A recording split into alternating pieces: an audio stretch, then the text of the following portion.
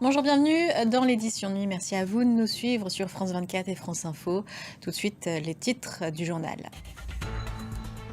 Attaque au couteau en Allemagne. Au moins 3 morts et 4 blessés graves en Allemagne dans une attaque au couteau à Solingen dans le nord-ouest du pays. La presse allemande parle d'un carnage ayant eu lieu lors d'une fête municipale. L'agresseur a poignardé des personnes au hasard avec un couteau, peut-on lire dans le tabloïd Bild. On fait le point avec Anne Maillet, qui est notre correspondante dans le pays. Toujours à la recherche d'un Premier ministre, Emmanuel Macron a conduit ses premières consultations ce vendredi. Étaient convoqués à l'Élysée les représentants de la gauche unie, mais aussi ceux de son camp. Au Proche-Orient, dans le sud du Liban, un enfant a été tué lors d'un raid israélien sur le village d'Aïta, non loin de la frontière. 8 combattants ont également trouvé la mort. L'armée israélienne déclare qu'un certain nombre de projectiles avaient été tirés du Liban vers Israël sans faire de victimes.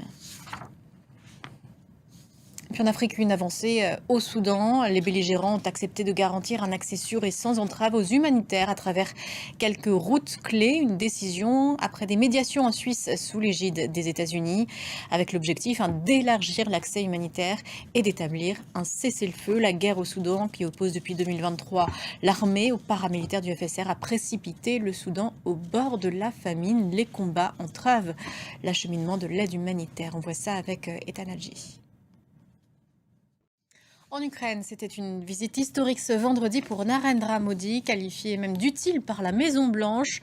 L'Inde est à la fois un interlocuteur de la Russie et de l'Occident et est résolument favorable à la paix. Loïc Chalavon.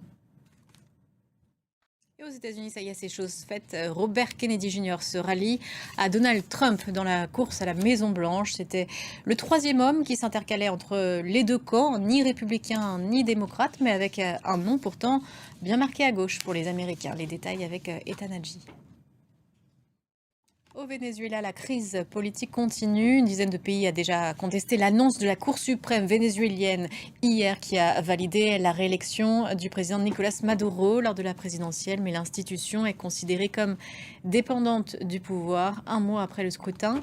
Les procès-verbaux n'ont toujours pas été publiés. L'opposition affirme avoir recueilli plus de 60% des voix. Romain Michelot. Prochain journal dans 15 minutes, à tout à l'heure.